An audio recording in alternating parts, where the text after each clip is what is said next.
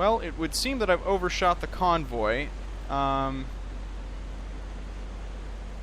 maybe only just slightly. Because looking at these columns, because I'm on the other side of the convoy than I started on, so that's actually not that bad. But it is a little bit confusing. They must be changing course pretty regularly because I didn't expect that at all. Either that, or what's more likely is that I'm not doing a very good job of estimating their course. So there's that little issue, but we might actually be in a pretty good position here because we should be able to get in front of them and get into position to take a shot here in a little while. I'm hopeful of that. So yeah, that's now the situation. I'm going to be attacking them from the left, from port, as opposed to starboard. That's really all I wanted to say, and I said it, so I'm done. Alright, so I've got us positioned to the north of the convoy, and they are heading north. And I'm heading south. It's going to be a head-on collision. The irresistible force meets the immovable object. It'll be like Hulk Hogan versus the Ultimate Warrior at WrestleMania 5. Was it 5? Who gives a shit? So I'm going to take a quick look. We're on a crash course for adventure. And that's the passenger liner. That, I think, is a large modern composite. That, I don't know. That might be the cruiser. It's got a huge mast. Look at the mast on that thing. Look at the pair of stacks on that. Okay, let's, I'm gonna, whoa, hello. It's a veritable horseshoe of doom. A crescent of destruction. A croissant of menace. Okay, let's, I'm gonna keep us under for another 5 minutes. Well, I'm gonna keep us under throughout this entire encounter. And a little bit more than 5 minutes, how about that? Because we're not really moving that quickly. And put the scope up. Real quick. Hello, escort. You guys are not within range. You're not anywhere near being within range. But let's turn to the page again. Turn the page. Okay. Give it another 5 minutes? Yes, yes, yes. I forgot what we're starting our 5 minutes from. Let's go to 12:38. That sounds like a good number. That's a good lucky number.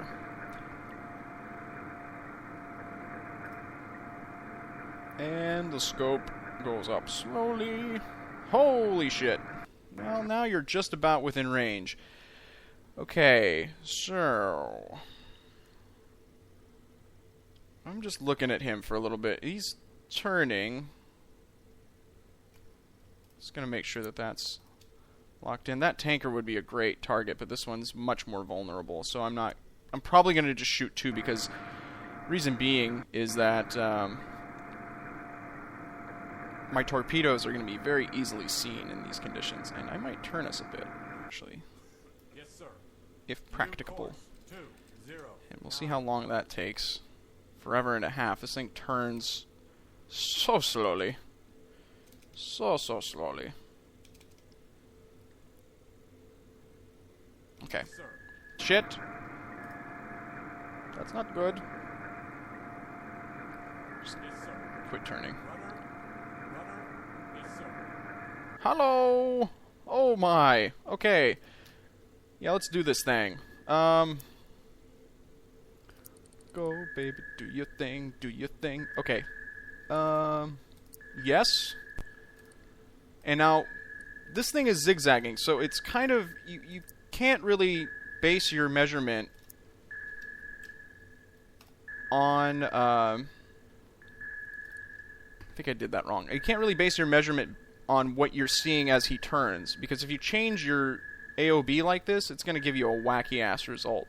Because it's going to suddenly think, oh, well, you're much closer than you really are. He's moving really, really fast. So, we're not going to play that game. We're going to actually just notch it maybe a little bit like that.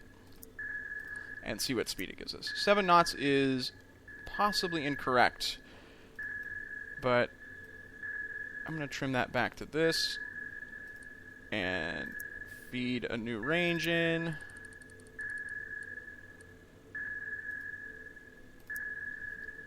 Okay. And here's what we're gonna do.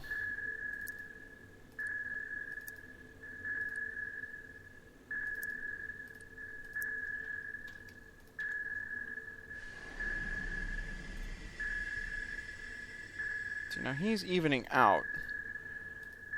Let's do this. It's really likely that our torpedoes are gonna get seen here. Whoa, whoa, whoa, whoa, whoa. What I'm doing is I'm making sure that it knows that I'm shooting on this bearing. That seems to be the only way to do that, but...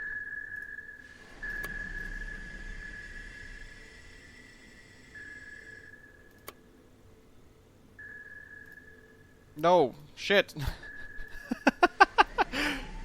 Oh no, I pushed the wrong button.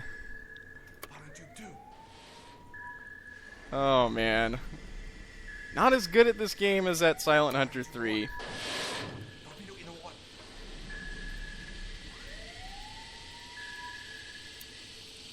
Torpedo in a one. Firing tube 3. I don't know why I'm doing this, but I am. Firing tube 4. Yes, sir. Okay, let's see. If I hit that with all four, I'm gonna be kind of disappointed. In some sick way. Oh my. I'm not gonna hit it with any of them. Maybe. Uh-oh, that's not how you steer. You not know what you're doing. He saw those and he moved against them, but he's gonna get hit by these two unless they're duds. Kersplooey! Torpedo is a dud. Oh! Fuck you and die! Well, that sucks, but that also is awesome, even though I missed with two of them. And we're getting well under already. Let's get even further under. Yes, sir. New deck. 6. He's on fire! This boat is on fire! Yeah! I hate that song, but I love this result. I don't think that he's going to be able to make it here. Certainly the troops on there are going to have a little bit of a hard time. God bless them, but I'm hoping that this thing sinks. That might have been kind of fortunate that we ended up Yes, sir. shooting those two torpedoes off to the left, but I don't know. We'll see. I don't know if this thing's going to sink or not. It's pretty big, but it is engulfed in flames. So, meanwhile, I'm going to keep going on this bearing, again, because I think that getting mingled in with the convoy is a prudent choice. Is that thing timing still? No. Good. Okay. Well, we haven't gotten a sinking notification for him, but I'm expecting one, and it does appear possibly that his stacks have gone dead, but this wouldn't be information that I would have at hand, because I'm underwater, hiding like a coward. So I'm going to keep being a coward for a bit, and avoid my many foes, and if he's still alive, I'll just come up on the surface and finish him with the deck gun, which I know you all are very eagerly anticipating me using. I think I might be done with this convoy, just because it's menacing. It's very big, and it's full of lots of escorts. And that took a lot of resources just to get that hit. 6 torpedoes for one 10,000-ton ship is not really what I'm used to, but I guess in this game that's kind of how it works. So maybe I should just get used to it. Okay, we're going to stay under while the pinging continues, and if we get attacked, you know the drill. Pray. Just to give you an update, I think he's had it. He's fully awash in the front. Let's see where that torpedo hit. We can. Oh, right, exactly in the prow. That one that said it was a dud, it may not have actually been a dud. It might have just been the fact that it was hitting off one of the edges of the hull there, and it could have just bounced off harmlessly. Because the trigger on a torpedo like that is exactly on the front, and if like the side of the torpedo hits it, it could have bounced off very easily. So he's done for, I would say. He's about to go ass over tea kettle here.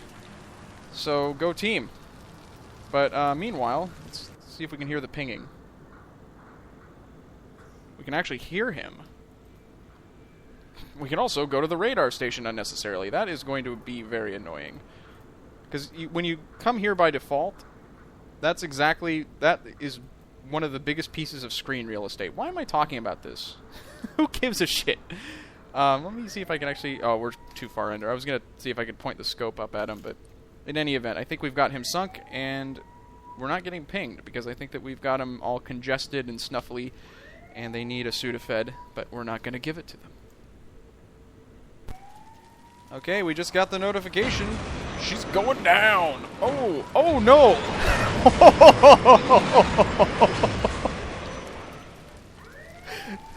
Oh, it was a double whammy of delight. Oh, this is fantastic. So, while he was trying to steer to get around this mess, he manages to ram one of his escorts. Who knows how much damage that did to either one of them, but it fills my heart with joy. I think we're getting pinged, though, aren't we? Well, maybe not anymore. Maybe that was the guy that was pinging us, and he had to attend to other matters. I don't hear any pinging. But, yeah, that troop ship is going down. Going downtown Julie Brown. Alright.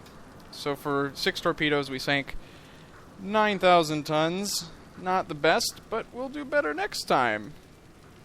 And we're going to leave this convoy alone and return to our intended patrol area and see what other mischief we can stir up, but for now I have to focus on surviving. I was just looking at some gauges on my ship, and I heard a horrible sound, and its source is this. So I decided to come up with some side-splitting puns to accompany. Joke number 1. Looks like he's getting a crash course in anti-submarine warfare. Joke number 2. He sure was cruising for a bruising. Joke number 3. Funny bumping into you like this. And joke number 4. Normally, I wait until the 3rd date before I let myself get rammed like that. Thank you very much.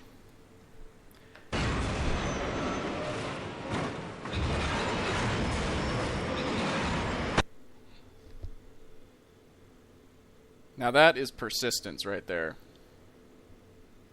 That is some serious fortitude. Oh my god. That is incredible. He's a submarine now. Look at him go. That's how you make a submarine. Basically, you take an ASW trawler or a escort, and then you ram it repeatedly with a cruiser. And there you have it. Wow. Well, in other news, we haven't been getting pinged or anything because I think that I have destroyed their psyche and their will to fight. And I'm going to have us go south now. South back to Apari. And where we can play E.T. or something like that. Oh, I shouldn't have said a goddamn thing. Now we're getting pinged. Well, I'll try to avoid this and get back into the land of the 2600 here. And see what happens there. Alright, we are in the general environs of Apari, and we're going to conduct our reconnaissance of the area. Nothing happened on the way over from here to here, and I'm not really sure what to expect. I do know that Apari was one of the main invasion points for the Japanese, as would stand to reason, because it's, you know, the northern tip of Luzon, and it looks like it has a fairly smooth shoreline, which would indicate that it's possibly just a long beach, but I don't know for sure. So hopefully we'll run into some traffic of some kind that isn't heavily escorted. It's probably not going to happen, but we'll see what happens here. I think I might actually sail a little bit closer to the village or port here, just to see if the Japanese have indeed begun to invade here. I already plotted out kind of a fancy course here, but once I get to this point, I'll probably keep heading southeast to see what's going on, and I will apprise you of any developments. Oh dear. Yes, sir.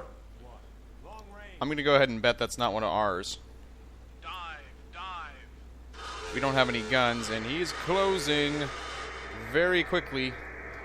Very, very quickly. At least this does show you a little dot representing the plane. Oh boy. Let's see if we can look at him. That's us. Well, we might as well take a look from topside and see what happens to our little plane. I wish we were in a plane right now. Then we could just fly away on the wings of a wonderful southern wind. I hear you. Where'd you go? Oh, there you are. Yep, not one of ours. That is a Japanese scout. And he dropped a bomb. Did we take damage? We got rattled. But no damage. Okay. Phew. You know, I thought I turned down the sound a little bit. That bomb blast, though, was incredibly loud. I'll see if I can tinker with that a bit. But we made it through that. Meanwhile, I want us to actually continue on our course. It was just exactly as we were getting to that point I was talking about before we would head towards Apari. I wouldn't be surprised, of course, if that scout was thus checking the area of Apari to see if there was anything going on in the area, such as there being a sub. That's something going on. I'm what's going on. So, we're going to check it out and probably get bombed some more. We're approaching what is supposed to be Apari. It should be somewhere over here. But it's not. It's invisible. I don't know what happened, but the Japanese really must have laid into it, because it is just wiped off the map. Well, it's on the map, but it's, you know, the map is now inaccurate, because it doesn't exist. So, condolences to the citizens of the bustling metropolis of Apari, but I think we're just actually going to move on. I didn't really have any business here. I just wanted to see it, I guess. I don't know. We're going to return to course. Actually, let's see. Is it over? It should be straight ahead, right? Let me look at the map. Let me look at the map. I don't know why I'm asking you, because I was heading due south. Yeah, it should be right ahead of us. Oh. And as we get a little bit closer, it phases into existence, as if by magic. I don't know if that's supposed to be a fog effect, or that isn't working, or what is going on, but obviously we're not missing much. There's nothing here, so what a waste of time. Let's go ahead and return to course and continue on our normal patrol route. I just conducted a dive, and I can very faintly hear something. About from 10, we'll say 105 really is when we start to genuinely hear it. That's a separate contact there.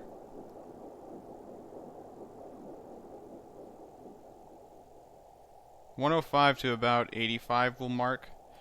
So it sounds like there's two at least. And I will mark it as such. We'll do it like this. No, we won't do it like that, because that is the exactly wrong way to do it. This is how we do it. I forgot. 90 to 105, I don't remember. But we'll mark that. And then do another one like this. I think I said 85. Roughly in that area. And with that in mind, I think we will go on the surface. Surface the boat. Yes, sir. And adjust our course. This is our next waypoint. Something like so. And increase our speed. Yes, sir. Okay, that looks pretty sharp. I'm gonna keep us on the surface for just another second and take another reading with you watching. You dirty, dirty boy. You. Yes, sir. Ahead slow. And let's go under and bam. Current depth 10. Take another listen. Oh. basically dead ahead. That's not really what I wanted. But that offers an interesting insight into their course then. We'll mark it as basically